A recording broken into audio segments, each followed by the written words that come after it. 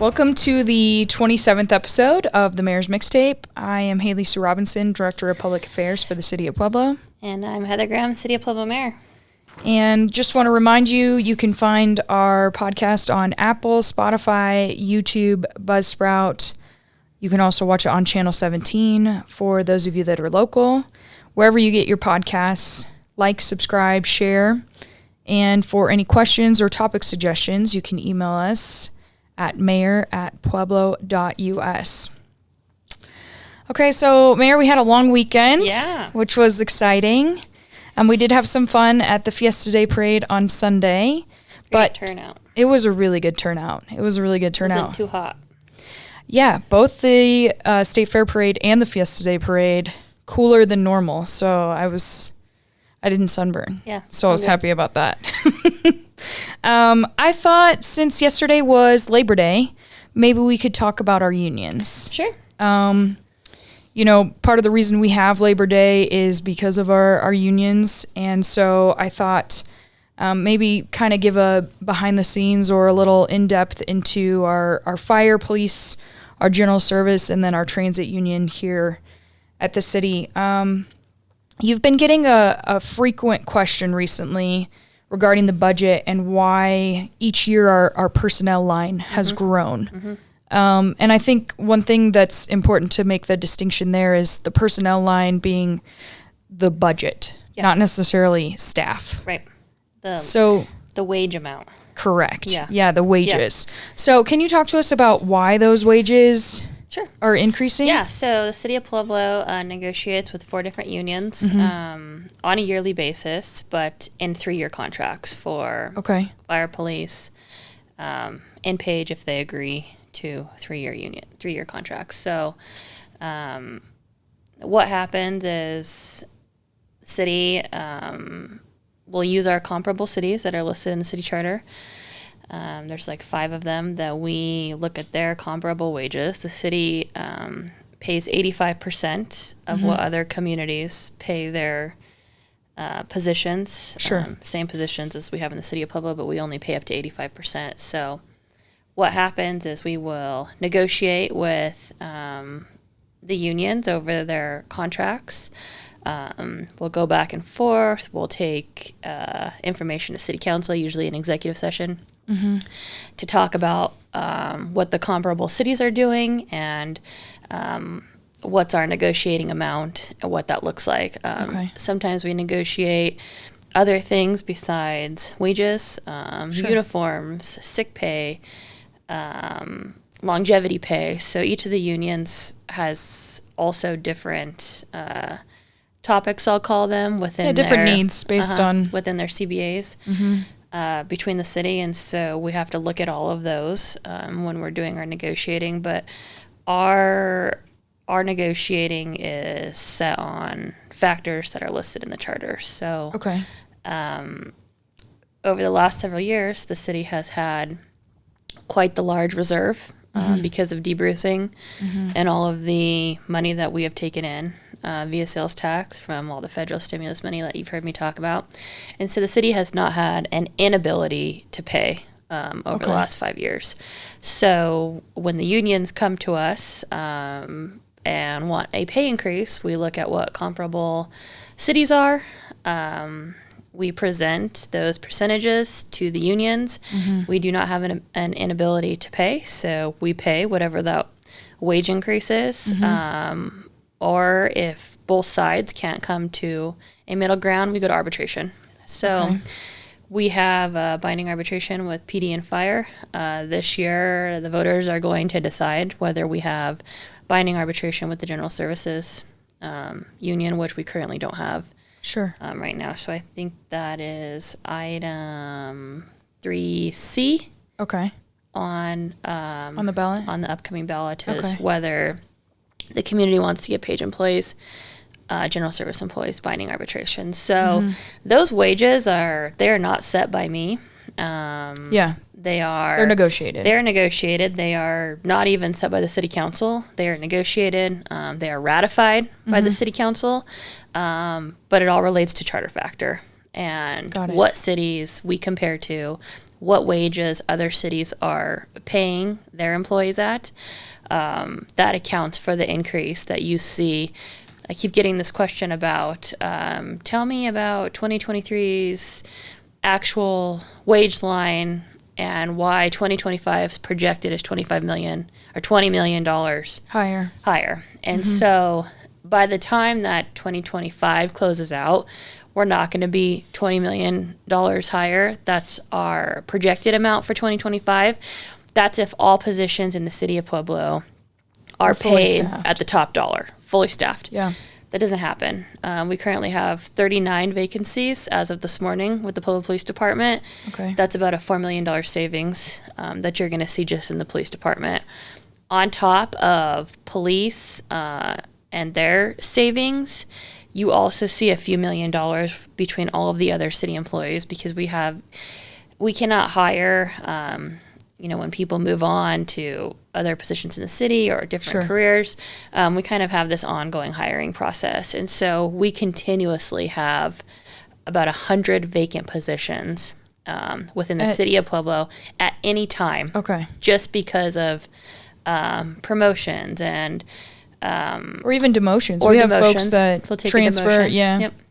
And so what I've done over the last 2 years is really go once those positions come open, as long as you're not a first responder, a police officer, a fireman, we look at that position and we see if that position is still in need. Right now in the city, that position could get frozen, which means we still have the position for 2026 budget. We're just not funding it, or it can get abolished completely. So in last year's budget, I abolished 18 positions that were no longer in need for the community. It's the same thing that we're going to do for 2026's budget, same thing we're working on. So it is not a wage that I set. Okay. The wages that I set are Class B employees, appointed positions, and what has typically happened in previous years is Class B appointed positions, they get the same percentage as the Page Union. So, for example, last year, Page Union got a 2.8% increase, and all directors, all Class B management positions also got a 2.8% raise. So it's all really done by charter, not by the mayor, not by city council. It's done through negotiations through our 4 union contracts. Great. Okay. I think that's a little more in-depth than most people understand. Most of the time what we see is what comes before city council, like you said, to be ratified, or maybe what's recently been discussed as far as the binding arbitration. But most of the time, unless folks are in the union, they don't really know a lot about how that union negotiation goes. Yeah. Here in Pueblo, I would say that a lot of times you see like Union Proud or Union Town, we have a really strong affinity for unions here in Pueblo. From the Steel City, we have really strong unions like the Teachers Union or the Electrical Union, among others here in the city. So I thought with Labor Day and the fact That's a great question. I've been getting that question. Yeah. A lot. So you can manipulate the way you look at the budget. Sure. In any way, shape, or form. What else I will tell you on the budget is, so we kind of have 3 different states of the budget, right? So you have the proposed. So that's what comes first, is what the proposed look. That's pretty much max wages, max projects, max cost of what it costs the city. So that's what I will be presenting to city council, is the proposed budget. Halfway through the year, we look at the projected budget. We base next year's budget off the projected budget from the year that we're currently in. So right now we're looking at the projected for 2025 to kind of see where we're going to end up. So I know what line items we can take from. I know where we can cut decreases. We are not doing as many projects as we had been previously doing because we're not paving as many roads as we previously been doing. So the projected budget is really what I look at when I put the proposed budget together. And then you have the actual budget. So the actual budget is the end budget. That's when it closes out into the next year, what was actually spent. So when you have community members or staff looking at the different phases of the budget, when you're looking at the final budget that we put out, you're only seeing the actuals and the projected. You're not seeing what was proposed. So there could be $20 million in line items that's a differential from what the previous year was, because you are looking at the max amount the city will spend in the upcoming year. So going back to what you said previously, right now the police department is down 39 officers. You said overall in the city we're roughly 100 people short, and that can be from rotating, transit, wastewater. It could be part-time employees. It could be utility workers. It could be our enterprises. But so when you put together that budget, that's if we were fully staffed. Fully staffed, max pay. Okay, so also based on each of the positions, there's normally a range. Yep. It's not like we're just paying everybody at the top. Like for the directors, I saw something floating around social media yesterday that had all the directors of the City of Pueblo listed. Those top I didn't even check because the source I wasn't very confident in the source that it came from. But when you're looking at those top lines, you're looking at the top of the range. Sure. I also don't set the range for employees. That comes from the HR department on what the comparables to other communities are. Which is also 85% for directors. Absolutely. So when you look at the literature that's going out, they're looking at max range for all city employees, max range for appointed positions. Some directors might be at their first step, which could be $20,000 less than they'll ever get for their total range for their time at the City of Pueblo. So in my position, I have hired 5 or 6 appointed positions. And so when we go to make the job offers to the individuals, we really look at their work history, what they're bringing to the table, how long they've been with the city, if it's a city employee, if it's a new employee coming in. I might say something like, I'm going to start you off at the lowest pay. We're going to check back in a year, and we're going to see what you've accomplished, and we're going to talk about your wages moving forward. So that's happened with some of the directors that I've hired. So you're looking at a range. You're not looking at max pay per position per year. Okay, so going back to, you mentioned that last year you went line by line and kind of evaluated. 8,000 lines, yeah. Okay, 8,000 lines. And you eliminated 18 full-time positions. Yep. So what can we expect going in? We've been internally in budget season. Yeah. I know you've been having meetings one-on-one with directors, which includes HR, finance, law. But what can we expect? What will come before City Council and your proposals? So we're going to have several more abolished positions going into the 2026 budget. There'll be some out of my office. And I've also asked every department to cut their operating budget by 15%. Which is going to save the city several millions of dollars. And we've already, handled that. I've also sent all nonprofits to go through the CSAC application and not through the City of Pueblo to ask for funding, and we will just be providing the money that we usually provide to CSAC. So that saved several millions of dollars also. And then anybody who is a non-departmental within the city, so you're not actually a department in the city, but you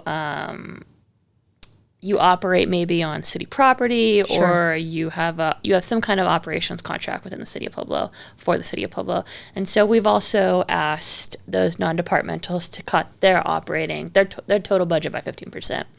And so we've had success with most of them. There's still a couple that we're still working through the contracts. And so City Council will soon be seeing those as well. And where did the 15% number come from? 15%. So, I don't know, maybe 6 months ago, we had a work session for our City Council in which they gave direction on what they wanted to see for 2026's budget. And the 15% number was specifically thrown out by Councilor Gomez. at the budget. So that was the top line. Okay. You know, some said 5, some said 10, but we took it all the way to 15%, cutting the operations 15% through the city, through the non-departmentals. We also talked about how we could potentially cut some of the wages down. I made a presentation to City Council about what it would look like if we had to cut part-time employees. I'm not going to be presenting that route to City Council because quality of life services will not be maintained within the City of Pueblo, and I don't think that that's what the taxpayers want. But that direction came directly from the City Council on the percentages that they want to cut. Okay. And one thing in particular you mentioned was our non-departmentals. So while our departments across the city are all cutting their budgets by 15%, I thought one thing in particular that was interesting is we recently had a presentation from the Pueblo Zoo. In all actuality, their budget's actually only being cut by a pretty small percentage. I think it's, 2.5%? Yeah, so I went back and watched their work session presentation they presented to City Council as part of their annual update. And so because the zoo does an operational agreement with the city and it is on city-owned property, we obviously love our zoo. We want to see our zoo be successful. And so instead of doing the 15%, cut straight across, we've met with them several times to talk about, in lieu of giving cash, can we subsidize your maintenance contract with allowing some of our city departments to go out and do some of your maintenance work, instead of giving you cash to do these projects, complete these projects on the zoo property. And so that's one thing that the city is going to be offering to help the zoo, to make sure that we are helping to maintain the property. And so that's specifically one instance that we're using to use some of our staff to go out and provide services in lieu of cash for the zoo. And I think that's one thing that we can all agree on is the zoo's an amenity. Yeah. I mean, it's a tourist attraction, but one thing that you talk about frequently is quality of life for our citizens and things that provide folks with an opportunity to enjoy Pueblo. And so, the Pueblo Zoo is right in the heart of City Park, and we love the zoo. And so how are there ways that we can provide for them? And I think you hit kind of some concerns for some folks is how do we alleviate some of their budget concerns with, maintenance, and while we can't provide the dollar figure that we maybe have in the past, just like we can't for public works or for transit or for parks, what can we do instead? And because it is a city-owned asset, it's so important that we maintain that quality and the service that they provide. We're doing the same thing with the HARP. Everyone knows I love the Riverwalk, but we asked them to cut their budget 15% too, but we've been able to address their shortfalls potentially through the Urban Renewal Authority and RTA funding for the boathouse, in which we'll be able to assist with some of their capital project needs, like fixing pavers or railings within the HARP footprint. So we're getting creative on other ways that we can contribute without just giving straight cash. So it's been a process. But it's working, and I feel confident that we're going to be able to come to City Council with a decrease in operations. Overall, wages, that's going to be a different story because I don't set wages. Those are set by charter. Sure. Any other expectations that taxpayers can have going into budget season or things that you see on the horizon that are important for folks to understand? So we're going to be presenting the budget first meeting in October, first work session. So right now I'm working on what capital outlay is going to look like for 2026. As you've heard me talk a lot about, we've gone from $20 million to $3 million in capital.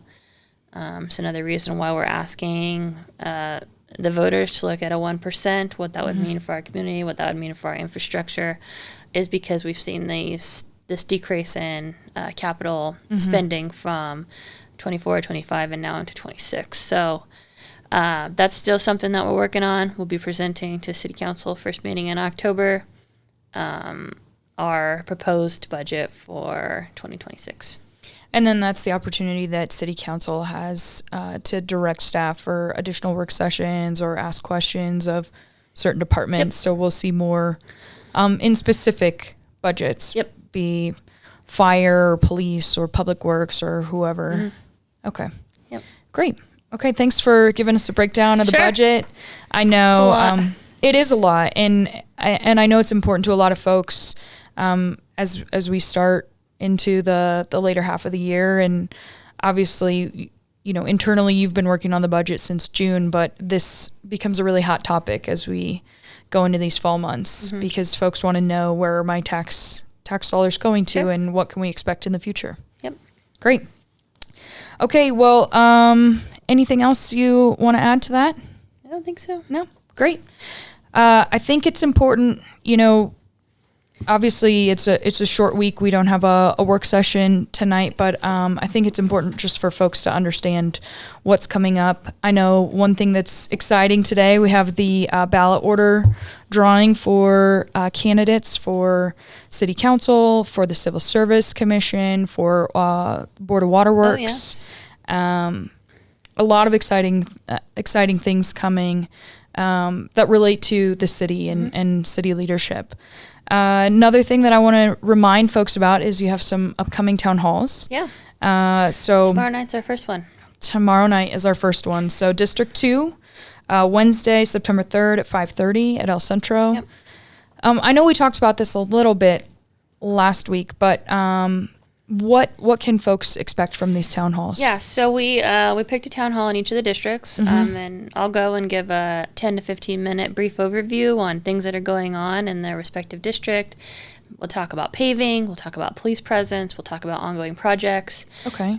Specifically, we're going to be at El Centro tomorrow night. I'm going to be giving everybody an update on the kitchen. Mm-hmm. I don't know if people even know there's a kitchen, a brand new kitchen in the bottom of that building that we're going to be hoping to do some classes at. So really just talking about maybe how ARPA dollars had been spent within their within each district, mm-hmm. budget questions. So it's really just a chance for the community to, ask me what's going on in those districts. So the previous administration, Nick would do community connections on mm-hmm. Fridays, and I attended a lot of those when I was on city council, and it was always good to just hear, mm-hmm. to proactively talk about what's being done at the city and let people ask questions. So we'll be at El Centro tomorrow night. Okay. One every week. I think that we're going to have some city council members there. Sure. Too, I've heard. So if you have questions for your city council too, I'm sure they'd be willing to take questions mm-hmm. from the constituents. And so, come and hear us talk about the districts tomorrow night. Okay, great. And those other dates, District 4 is Thursday, September 11th at 5:30. That's at the Rawlings Library in Brett Kelly Room B. District 3, Tuesday, September 16th at Lamb Library, also at 5:30. And then finally, we'll wrap up the month on Wednesday, September 24th at Barkman at 5:30. So I know another question I received last week was, what if I can't attend my district meeting? Can I come to a different meeting? Yeah, come to any of them. Sure. Okay. So even though we'll be talking about mostly district specific, there'll be some overall opportunities for folks to ask questions. Absolutely. Okay, great. Well, I think that's a good opportunity for folks to talk to you, talk to City Council, maybe hear some updates, and maybe ask some questions that they don't normally get to ask. Sure. All right. Well, that wraps us up for episode 27 of the Mayor's Mixtape. I'd like to remind you all, you can listen on Apple, Spotify, Buzzsprout, YouTube. You can also find us on Government Channel 17. If you have questions or topic suggestions, email us, mayor@pueblo.us, and we'll see you next week.